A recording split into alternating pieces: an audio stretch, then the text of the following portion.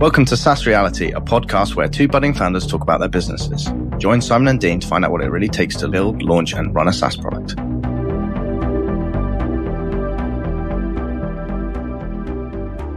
Hi, Dean. Hi, Simon. Morning. How are you doing? Yeah, good, actually. It's been a good week work-wise. Some good productivity done on the product this week, which is brilliant. Fantastic. How about you? Yeah, equally good week. It's not been that long since we last recorded, but I have managed to get quite a lot of work done on the workflows, so I'm really happy about that. I feel good about it. The measure, isn't it? Do you feel like you've had a good week? Yeah, that's always an indicator, isn't it? And it keeps you going as well. It helps with that motivation. Yeah. Just before we get into the meat of things, let's just mention we do have a Slack community. So if you're a budding SaaS builder and a developer, drop by saasreality.com. Apply to sign up to the Slack group and come and join us. Yep. Please don't be put off by the application form. We just do it to make sure that we're getting the right sort of builders in the Slack community. Yeah, I think just about everybody's got in who's applied. Yeah. There may have been one that didn't, who just wasn't appropriate for the group. We want to keep the right people in there. So workflow updates. Tell me more. So if you remember from the last recording, I said that I wanted to do more Stripe actions. Yeah. When you do a Stripe action, there is normally a sort of a positive or a negative outcome from that action. So I basically had to rewrite Stripe actions in the workflows to deal with the case of you make a call to the Stripe API and whether it succeeds or fails. Okay. I don't want to wait for a webhook to come back after doing that. So basically, you say a customer's card fails. Let's say you want to wait a day. You then attempt to charge again. If it succeeds, end of workflow, don't email the user. Everything's gone well. If it fails, then you're going to start doing emails and then waiting and doing more attempted charges. So you could end up with quite a sort of nested workflow. But it seems to be getting there. I'm just going through the process now of actually calling Stripe API on your behalf. Yeah, you shared a big long workflow with me and the community at SaaS Reality. That looked complex and full-featured, actually. Yeah. I'm not too happy with the library that I'm using for the workflows at the moment, like presenting them to the user. But I think that's a problem for another day. The actual code in the background for handling workflows and steps works well. So, yeah, if you've got the underlying infrastructure underneath it, the visual presentation of the information can be separated, can't it? And you can drop something else in. So that's basically been my whole week. What about yourself? I've done a bit of refactoring on the database Mm-hmm. as I was pulling in bits of information via the API, the AWS API. I just came to realize that I got one or two things not quite right in the database. So I dived into my trusty tool, DB Schema, and I started moving stuff around and updated migrations and stuff. And as ever, when you move tables around and change things in the database, the code breaks. So you just go through tracking all that down and fixing things. So we're back up and running with importing EC2 and RDS data now. Got some usage data coming in for EC2s. That leaves me free this weekend to start analyzing that usage data and see if I can find zombies and orphans that could save money if they were turned off. So that's the first step, which is really good to be there. How good is AWS API versions? Because the Stripe API is going through sort of a little bit of a rewrite with this payment intent stuff. But Stripe has always been good with backwards compatibility. Just wonder from your perspective, if you're designing quite complicated schemas based on what AWS is currently, how likely is that to change? I was aware of versions. They use dates for version numbers. Yeah. Which isn't particularly helpful. But so each different service has different API versions as well. So EC2 could have had 7 different versions, whereas S3 might have only had 4. So I've come to realize that I do need to take note of the versions, make sure I'm using a specific version rather than just latest. Okay. So if you name it, you're going to be okay for a bit then. Yeah. I mean, they do keep later versions around for a while as well. Okay. That's not too bad then. Yeah. I mean, but the plan is to always, as soon as there's a new version of an API, be able to use it. I don't have any strategy yet for falling back to a previous version. I don't know whether some accounts are limited to older versions. So that's maybe something I need to just stick on the to-do list and investigate. But yeah, it's been a good week in terms of coding. Got some progress done, got data in the database. So now I just need to do a bit of the analysis stuff, and the foundation stuff is there. So none of the API keys or anything like that being saved in the database. It's all AWS Secrets Manager. Ah, cool. That's a must-have, right? Yeah. So if somebody pinches my database, they're not going to get access to anything. Even if they could decode it, it's all encrypted at rest anyway. So decrypt it, sorry, not decode. So I've got that data there. It's good foundation. Mm-hmm. I can easily start pulling in other services now, like VPCs and Redshift and stuff like that, because all the foundation is there now. I just need to extend classes for specific service types. So I can start really getting into the meat of what the application's about, and that's the analysis stuff and finding where we can save you money. And of course, I've still got the landing page to do. Actually, I think I might force you. It might be 1 week we're going to have to just set that as you can't come on the next recording until there's a landing page to present to people. Yeah, I think I'm going to have to put some time into that. Maybe while the football's on Sunday. I'm not a huge football fan, but pretty exciting end to the season over here. So I might take a couple of hours out, do a landing page while I'm watching a couple of matches. Quite ignorant to football, so I don't even know what's going on. There's a race to see who wins the Premier League between Man City and Liverpool. There's like a 1 point difference at the moment, and they've each got one game to play. Oh. It's all down to Sunday, and they both play roughly at the same time. Man City, who are in the lead by 1 point, kick off, I think, half an hour later than Liverpool. Oh. So it could be a bit of a nail biter for those football fans out there. I don't really mind who wins, to be honest, but you'll be flicking channels. Yeah, I like competition, and it's the Formula One this weekend, so I'll watch that instead. Yeah, Shanghai Archery World Cup as well, so there's lots to watch this weekend. Oh. Might be working on my body print in the sofa. Yeah, we won't be impressed. Yeah, good week and all. I wanted to ask, actually, I know what Automali does. But where did the idea come from? Because I know you're dog fooding it with SnapShooter. So was that purely out of a need that you had yourself, or was it something else as well? Or did it just grow from an idea like that? It's weird. So after I built SnapShooter, I think it was about a year afterwards, I sort of thought I should build something new, mitigate the risk of DigitalOcean doing daily backups. And I didn't want to expand SnapShooter into other providers because they don't work the same. So I was looking at other products, and I came up with this idea for, I think it was called SaaS Flow. And you gave it all the events from your SaaS product, and you could then inject your data into different forms and do webhooks and stuff like that. So it was kind of like the seed of an idea. And I started looking at it, and I decided it didn't really have any focus, or I wasn't really sure what it was actually trying to do. I was trying to make it so a developer could build a SaaS product to remove a lot of the work you need to do. So most SaaS products, you've got to send welcome emails, you've got to do billing, you've got to do invoicing. You get what I mean? There's all this boilerplate stuff that you always have to do when you really just want to be working on the actual product. So that's where SaaS Flow came from. And I sort of spent a little bit of time working on that. And then after about a month, I decided that it wasn't going anywhere and to can it. And then I worked on a few more ideas, and then I evaluated them. So I had backup stream. I don't know if you remember that. Yes, I remember that one. Yeah, and that one's on the back burner, and definitely that could come back. I'm not taking that one offline yet.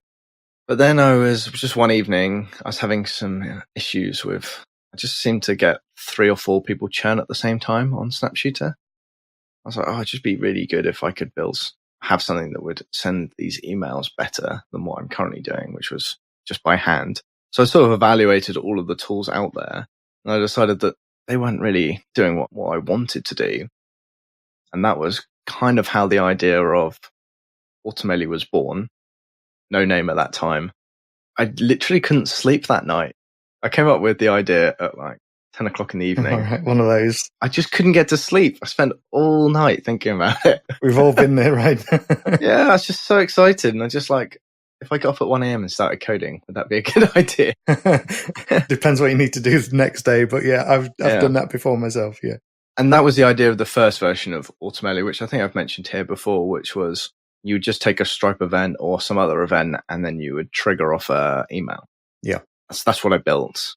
And then it's evolved into this workflow stuff because triggering off an email just on an event isn't the best way to do it. And I think that's probably a way a lot of SaaS products do it. They just listen to Stripe's webhooks and then do actions immediately.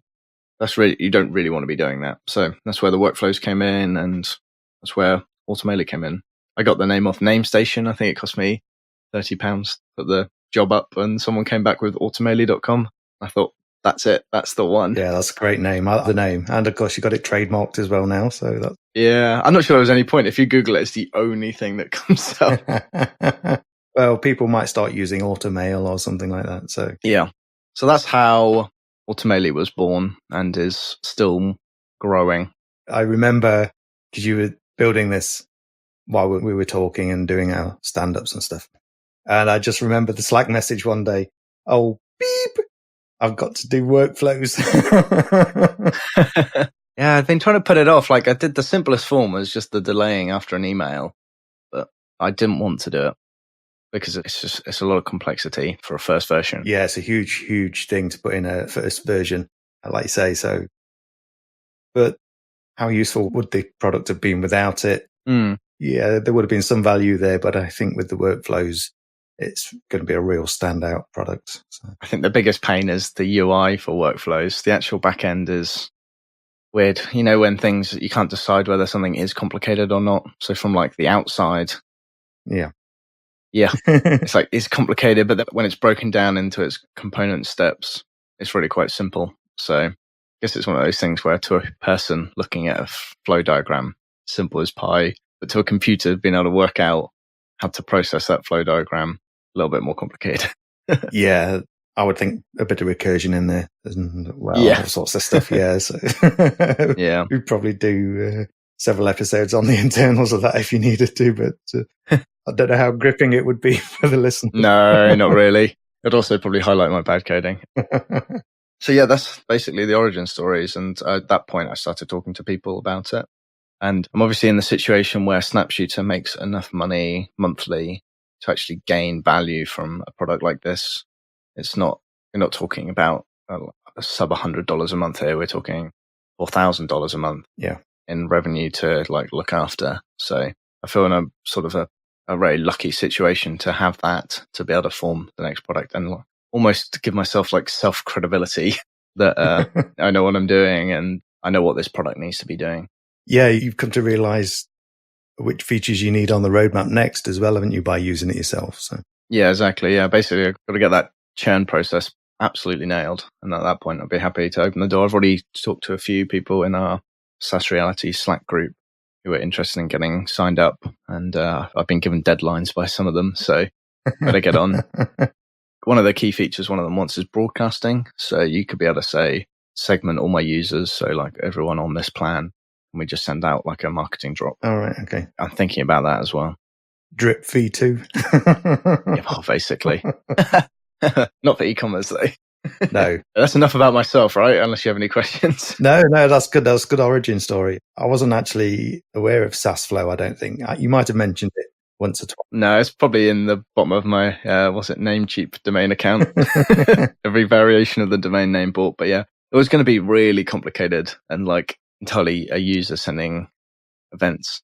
Kind of like what userlist.io is. Right. Thinking about it, maybe it's kind of like that, but it was going to be really complicated and people were going to be able to write their own database queries and all these things. So, and it was going to be like an admin panel and everything. So yeah, I think that's the way of a lot of ideas I've had in the past is I have like one idea and it's huge and I think, oh no, that won't work. And then I come back to it as just like a tight focus on just one little area of it.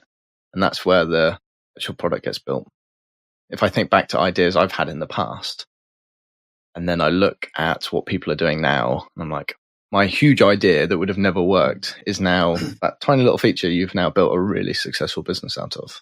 Yeah, I have a tendency to do something similar. Think of the destination, every bell and whistle in there, and when really you could just pull it back to a few core features and have quite a nice little product. It's something which I've done this time actually with Cloud Insights. Yeah, so go on. What's the origin stories of Cloud Insights? That's not even the last name. Is it the first name that you came up with? No, it isn't. It was Cloud Doc originally.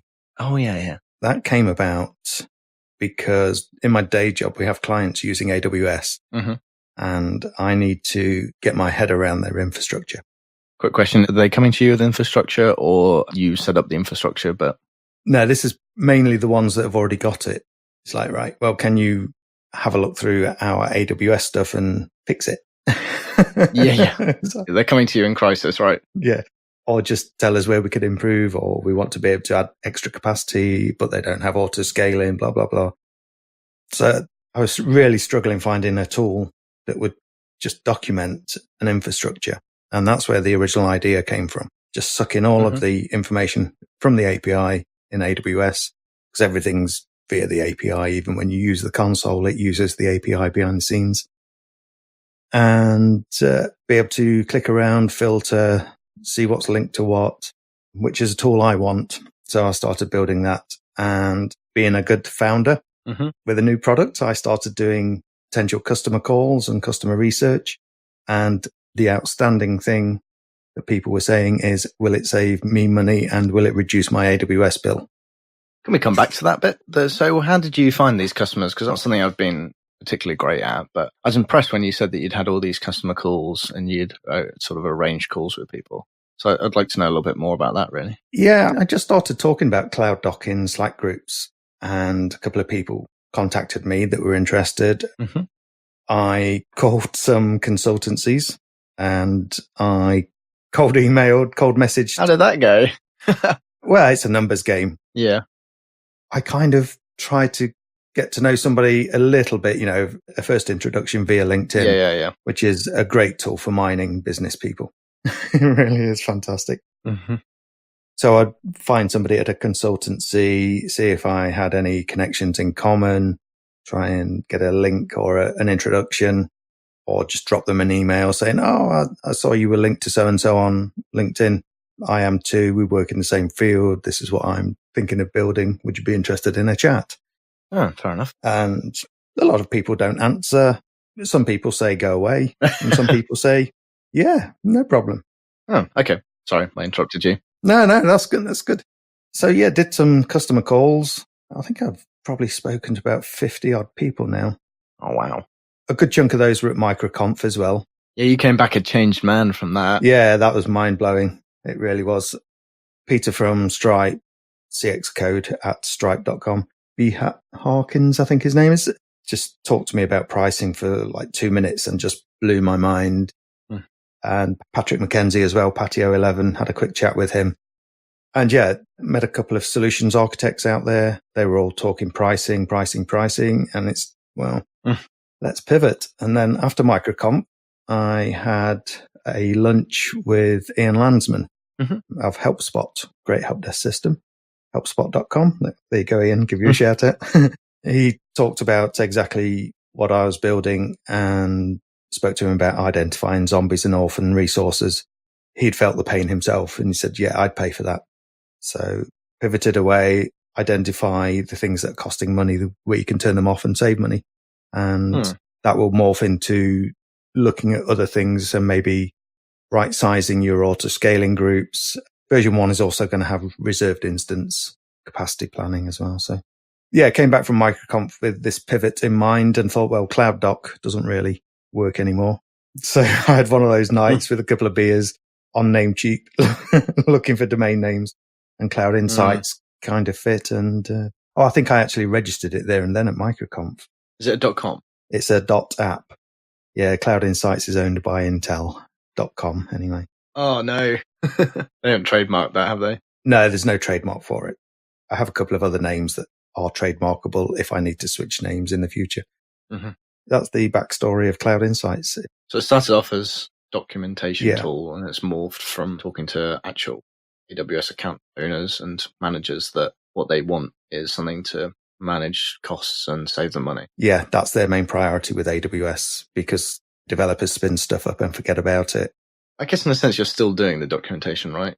Yeah, funnily enough, the cost-saving stuff was always part of the roadmap. It's just now the primary focus. Yeah, it's the focus, isn't it? All the data that I need for the documentation features is still there. It's all being pulled in. So the foundation of the application hasn't changed. It's just what I do with that data and what I present to my customers for V1. Yeah.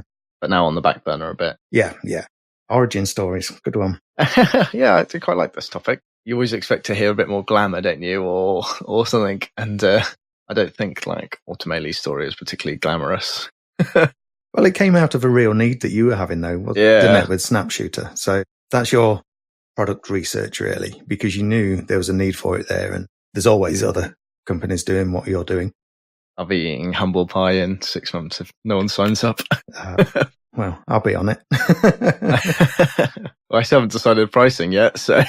Oh, mates rates. Oh, yeah. It's fine. So, yeah, origin stories are always different, really. But yeah, I feel good about this one because although I've done it by the book, if you like, by doing the customer calls and so on. Yeah. I feel good because it has actually shown me what I should be doing. And this time I haven't thought, no, well, you need that, but I don't. And I think other people need what I was originally going to build. So I'm going to ignore you. I've actually listened this time and pivoted. So yeah, fingers crossed. Yeah, it's interesting. I listened to the Art of Product podcast, the last one they did. I have to put it in the show notes. And is it Derek with Levels? Derek with Level, yeah. Yeah, Level. And he was just talking about like this whole, you don't really know until you put it in front of people. And how most people, especially with bootstrapping, it is kind of like hunches as to whether your product will succeed or fail and like what you're actually building. You got to get quite far down the road before you really get good quality feedback from people. Yeah, he's tackling something really hard as well, isn't he, with Level? Yeah. To go against Slack as well. And paid for. Yeah. So what's the other product in Art of Product podcast? It's Tuple. Now they seem to be doing really well. Yeah, that's looking really promising, isn't it? Yeah. So I wonder if it's just a bit of pressure from that. Yeah. I don't know what this pair programming is all about. Never done it. Don't really want to do it. Oh, no. I don't want people looking at my code. It's bad enough with co-workers dipping it. Oh, dear. It's bad enough live streaming and having people watch you just misspell a variable 6 times. Yeah, you do a bit of live streaming, don't you? Yeah, occasionally. Brave. Show all the code away. Cool. So I think we've basically covered it this week, aren't we? We're just waffling on now. Yeah, it was a good chat, though. Thank you for listening to the SaaS Reality podcast. Why not head over to saasreality.com and be part of the community where you can join in with the discussions. You can send questions and comments to podcast@saasreality.com or message us on the Slack community. If you enjoyed this episode, we really appreciate some honest feedback and some ratings and reviews, especially on iTunes. And we'll catch you next week. Bye, Dean. Bye for now.